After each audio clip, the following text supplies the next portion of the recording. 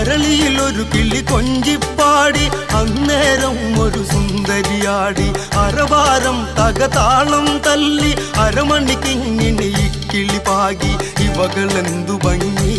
ഇവളിലെ കവിളിനെന്തു കാന്തി അതരമാം ത്രിമധുരം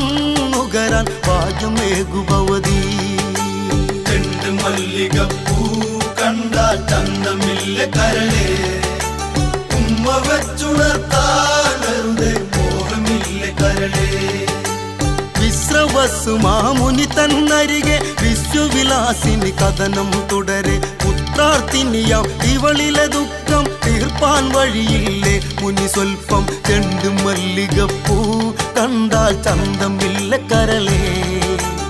ഉമ്മ വെച്ചുണർത്താൻ വെറുതെ മോഹമില്ല കരളേ മല്ലികപ്പൂ